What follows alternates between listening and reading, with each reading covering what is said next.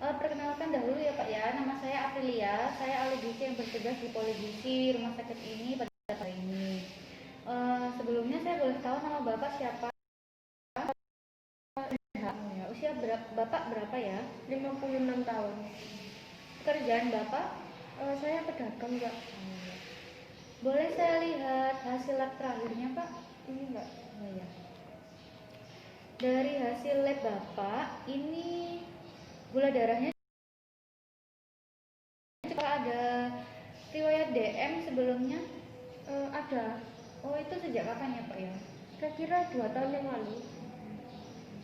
Nah, di sini juga tekanan darah Bapak cukup tinggi. Apakah ada riwayat hipertensi? Iya, bukan. Baik, di sini Bapak diagnosanya diabetes mellitus dengan hepatoma. Tensinya cukup tinggi. Sebelumnya saya di sini akan menggali data kebiasaan makan Bapak ya Pak ya. Jadi dan sekaligus juga di sini saya akan memberikan diet yang terkait kondisi Bapak serta memberikan bahan-bahan daftar bahan makanan yang boleh dan tidak boleh, juga makanan penukar terkait dietnya. Jadi di sini saya mulai dulu yang pertama, yakni menggali data kebiasaan makan Bapak. Kalau boleh saya tahu, kebiasaan makan Bapak ini seperti apa ya polanya? Biasa Mbak, 3 kali sehari itu. Oh ya. Kira-kira untuk makanan pokoknya nasi ya Pak ya? Iya. Nah, nasinya ini dari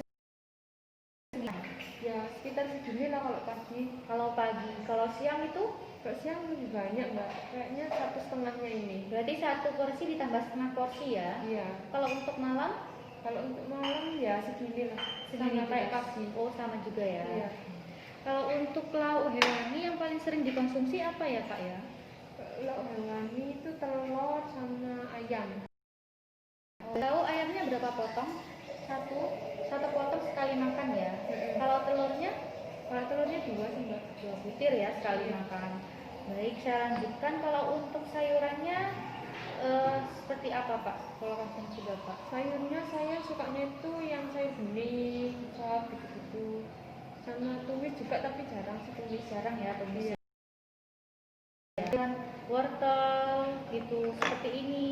Kalau wortel di sopnya kira-kira seberapa Pak habisnya? Kira-kira setengah lah. Setengahnya ya? Iya. Kemudian kalau untuk bening-bening seperti itu, bening bayam itu bayamnya seberapa Pak? Kira-kira ya setengah gelas. Oh, setengah gelas ya? Iya. Baik, saya lanjutkan. Untuk buahnya kira-kira apa Pak yang paling sering dikonsumsi? Kalau buah itu biasanya ya jeruk Ya, pisang. Kalau jeruk ini kira-kira berapa buahnya Pak? Ya, 1 buah. 1 buah jeruk ya? Iya. Kalau pisang itu juga berapa buah? 1 juga. 1 buah. Paling 2 pagi kali sama sore gitu Mbak. Oh ya. Untuk makanan-makanan manis masih sering konsumsi Pak? Makanan enggak sih Mbak. Minuman, kalau minuman? Oh, minuman teh manis. Teh manis, pakai gula ya Pak ya? Iya. Kalau snack jajan-jajanannya itu seperti konsumsi? Iya sih, tapi ya jarang paling ya jarang lah Mbak, sini bisa 2 Kalau kali. seperti biskuit ini kira-kira berapa buah? Kalau biskuit paling 2 sampai 3 kali makan itu. Baik, dari hasil data yang saya gali ya Pak ya, ini kalau antara bahan makanan dan jumlahnya. Jadi di sini nanti saya akan menambahkan juga terkait menu serta beratnya yang dianjurkan, gitu ya Pak ya. Nah, di sini setelah saya hitung kebutuhan energi, protein, lemak dan karbohidratnya, ini untuk protein dan ini belum mencukupi. Kemudian untuk lemaknya ini tinggi sekali Pak, jadi bisa nanti dimodifikasi untuk pengolahan makanannya itu jangan yang digoreng-goreng seperti itu, mengurangi bahan makanan dan pengolahan yang tinggi lemak itu. Nah, juga ini status gizi Bapak tadi itu tergolong status gizi yang cukup di bawah normal seperti itu. Jadi perlu juga adanya pengoptimalan status gizi melalui diet ini, Pak. Nah, jadi akan saya jelaskan nama dietnya yang akan Bapak jalani. Jadi nama diet ini itu diet diabetes mellitus 7 2300 kilokalori. Nah, kenapa 2300 kilokalori? Karena dari asupan Bapak ini masih baru mencukupi kurang dari 80%. Jadi saya berikan bertahap seperti itu. Jadi dimulai dari 2300 kilokalori. Nah, diet DM-nya ini jenisnya DMH karena apa? Bapak ada penurunan fungsi di hati seperti itu. Jadi diusahakan diet ini apabila dijalankan itu tidak memperberat fungsi kerja dari hati Bapak seperti itu. Selanjutnya di sini kan Bapak ada hipertensi, tekanan darah Bapak cukup tinggi. Jadi di sini juga diterapkan batasan natrium. Jadi rendah garam diet ini ya Pak ya. Nah, natrium seberapa? Natriumnya ini 600 sampai 800 mg setara 1,5 gram sampai 2 gram garam seperti itu. Nah, dikit ya Mbak ya? Iya Bapak. Di sini ada leafletnya, Bapak bisa baca. Ini dia diabetes mellitus 2300 kilo. Diterapkan di sini terkait rendah garamnya. Nah, jadi diabetes mellitus itu apa? Jadi diabetes mellitus ini adanya gangguan metabolisme yang ditandai dengan peningkatan kadar gula dalam darah seperti itu Pak. Disebabkannya ini karena kerusakan atau kekurangan hormon insulinnya seperti itu. Nah, di sini tujuan dietnya yang pertama untuk mengoptimalkan status gizi Bapak. Nah, tadi di bawah normal. Jadi berusaha dioptimalkan dengan diet ini. Kemudian yang kedua, untuk menurunkan kadar gula dalam darah Bapak kan cukup tinggi. Setelah itu, kadar SGOT SGPT-nya juga cukup tinggi. Nah, selanjutnya di sini untuk Bapak kan tadi ada acid test. Jadi pembatasan cairan Pak diperlukan seperti itu. Nah, selanjutnya asupan serat ini juga dibutuhkan sekitar 25 gram per hari dan natriumnya ini dibatasi karena tekanan darah Bapak tinggi. Selain itu perlu diperhatikan Pak dalam diet ini yakni prinsip 3J. Jadi tepat jadwal serta tepat jumlah. Tepat jadwal ini seperti apa? Tepat jadwal untuk makan, untuk minum obat seperti itu. Selanjutnya untuk jenis. Nah, jenis ini jenis bahan makanan. Nanti ada daftar bahan makanan yang dianjurkan dan tidak dianjurkan. Nanti saya beritahu. Kemudian ada tepat jumlah. Nah, jumlahnya ini tidak lebih dan tidak kurang. Jadi seimbang gitu ya Pak ya. Pola makan dalam diet ini itu 3 kali makan utama, 3 kali selingan seperti itu. Jadi makan pagi, siang, sore, selingannya juga pagi, siang, sore. Kemudian antara jarak waktunya ini 3 jam ya Pak ya. Jadi misal Bapak sarapan jam 6 pagi, kemudian 3 jam kemudian Bapak makan selingan. Selanjutnya dari jam 9 pagi Bapak makan selingan, 3 jam kemudian Bapak baru makan siang. Jadi tidak boleh telat karena di sini prinsipnya 3J. Saya lanjutkan. Di sini ada contoh menu sehari, nanti Bapak bisa membaca. Kemudian di sini bahan makanan penukar Pak. Nah, di nilai gizi ini, di contoh atau nilai gizi ini kan tertera terdapat URT. Kalau boleh saya jelaskan, URT ini ukuran rumah tangga. Jadi Bapak misal bosan nasi, Bapak boleh mengganti sumber karbohidrat yang lain. Nah, di sini kan sudah saya beri tanda merah. Kalau misalnya dicoret ini Bapak tidak boleh mengkonsumsi, jadi dibatasi atau tidak dianjurkan. Contohnya ya Pak ya, jadi nasi, makan nasi 100 gram ya, misal segini. Bapak bisa ganti dengan bubur beras. Nah, bubur berasnya seberapa kalau Bapak mau makan bubur? Sekitar 2 gelas.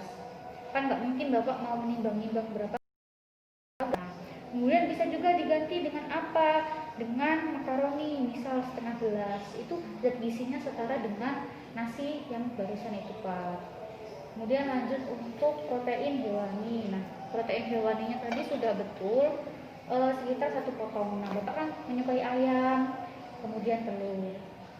Mungkin bisa ditambah jenis bahan makanan yang lain, Pak. Bisa ikan, bisa daging atau sesekali seperti itu, jadi Bapak tidak bosan. Untuk selanjutnya ini ada bahan makanan seperti babat, ikan awet yang diawetkan, udang asin itu di stop dulu ya Pak ya. Kemudian untuk yang selanjutnya daging kambing, hati ayam, jeruan-jeruan itu stop dulu. Makanan seafood, pindang, kerang, cumi, kepiting itu stop dulu. Setelah itu, nah makanan tinggi lemak, jadi sosis, kemudian bebek itu stop dulu karena sosis kan natriumnya tinggi ya Pak ya. Makanan olahan, jadi Bapak punya tekanan darah tinggi, cukup dibatasi. Setelah itu untuk sumber proteinnya, ya ini ada keju kacang tanah yang saya coret. Untuk ini setiap makan itu satu porsi Bapak. Jadi biar seimbang nanti antara makan pagi, makan siang, juga makan malam seperti itu. Untuk sayuran ini tidak ada yang saya coret. Kemudian selanjutnya untuk buah dan coret ya Pak ya. Nah, yang diperbolehkan untuk kondisi Bapak itu yakni ini di golongan B. Nah, di golongan B ini juga perlu diperhatikan semangka. Semangkanya yang diperbolehkan, ya ini semangka merah. Kemudian apelnya diperbolehkan apel malam, dan pisang diperbolehkan ini. Kemudian selanjutnya juga ini ya Pak ya, bisa dibaca nanti. Mau makan pepaya. Nah, pepaya ini contohnya segini Pak. Nah, ini 100 gram seperti itu. Kemudian Bapak juga mau makan sayur labu siam misal. Nah, labunya ini sekitar seperempatnya ini, seperempat buah panjang atau olahan yang lain atau sayur yang lain maksud saya. Kemudian untuk tahu tempe tadi ya Pak ya, terlewat. Nah, tahu ini sekitar 1 porsinya itu segini Pak. Jadi kebiasaan untuk 2 porsinya itu kira-kira diseimbangkan di makanan utama yang lain. Itu. Nah, untuk tempenya juga sama, 1 porsinya. Saya lanjutkan lagi ya Pak ya. Nah, di sini ada susu. Nah, untuk susu ini yang diperbolehkan ini susu skim. Karena susu skim ini rendah lemak Pak. Boleh yang cair, boleh yang bubuk, terserah nanti Bapak mau mengkonsumsi yang mana. Jadi untuk susu full cream itu dihindari terlebih dahulu. Ya, dihindari. Dan selanjutnya ada lemak jenuh. Jadi yang diperbolehkan ini minyak kelapa juga boleh kok Pak ya.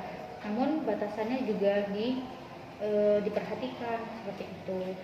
Setiap masakan itu boleh sekitar 1 sendok makan atau setara 5 gram gitu. Selanjutnya untuk minuman manis. Minuman manis ini sebaiknya Bapak diganti dengan kacang hijau tanpa gula, sari tomat tanpa gula, seperti itu. Jadi berusaha menghindari gula-gula yang ditambahkan dalam minuman karena kadar gula darah Bapak cukup tinggi seperti itu. Nah, untuk biskuit crackers itu dihindari ya Pak ya, karena tinggi natrium. Jadi buah-buahan atau bisa dari singkong rebus itu juga bisa seperti itu. Nah, dari sini apakah ada yang ingin Bapak tanyakan? Kalau kan saya suka pisang ya Mbak. Oh ya. Pisang yang boleh itu apa ya? Oh ya. Saya juga sudah memberi catatan ya Pak ya. Ini pisangnya ini yang boleh ini pisang ambon. pisang susu dan pisang kepok, dan ini dikonsumsinya rebus atau kukus seperti itu. Kemudian apakah ada lagi Pak yang ditanyakan? Mbak, kalau misalnya teh manisnya itu diganti madu, gulanya gimana? Madu. Oh, jadi madu ini juga sebetulnya itu sudah saya coret. Madu ini yang sederhana, jadi cepat untuk metabolisme karbohidratnya. Jadi dalam tubuh Bapak ini cepat meningkatkan karbohidrat yang dianjurkan, yakni karbohidrat kompleks Pak, seperti itu. Kemudian apakah ada pertanyaan lagi? Nggak ada ya. Edukasi gizi pada hari ini Bapak sudah cukup jelas. Nah, sekarang saya ingin menanyakan kembali dari di edukasi gizi pada pagi hari ini. Nah, prinsip dari diet yang telah saya berikan menurut Bapak itu apa? Sesuai dengan kondisi Bapak? Prinsipnya itu tadi kan apa jadwalnya, sekali makan yang makan nasi sama 3 kali makan nasi ringan. Betul. Terus Mbak, minum obatnya teratur. Ya, tepat jadwal ya Pak ya. Oh iya, tepat jadwal. Kemudian tepat jenis. Oh iya, tepat jenis. Nah, prinsip diet yang diberikan ini harus setelah rendah garam. Ya betul. Terus cairannya batangnya. Kemudian rendah sama rendah lemak. Ya. Juga gulanya, pembatasan gulanya juga perlu diperhatikan ya Pak ya. Ya. Betul. Nah, dari sini yang diperbolehkan apa Pak? Contohnya sayuran atau apapun. Sayuran tadi kan yang Mbak contohkan ya labu siam itu boleh ya. Iya. Sama pisang apa tadi, pisang kepok Ya, pisang kepok itu ya. boleh. Terus tahu tempe itu boleh 1 porsi. Ya. Terus ya. Baik, untuk bahan makanan yang tidak dianjurkan, Madu. ya betul. Terus yang apa sih, ikan-ikan seafood. Ya, karena tinggi natrium ya Pak ya. Ya. Kemudian untuk susu tadi yang saya perbolehkan susu apa Pak? Susu skim ya Mbak ya. Ya, boleh dalam bentuk cair atau seperti itu. Nah, baik, terima kasih. Saya rasa edukasi gizi pada pagi hari ini cukup. Semoga Bapak bisa menerapkan dietnya ini ya Pak ya. Kadar gula darah Bapak itu terkontrol, kemudian untuk untuk tekanan darah Bapak juga terkontrol. Nah, saya juga minta tolong kepada istrinya untuk memotivasi Bapak dalam menerapkan diet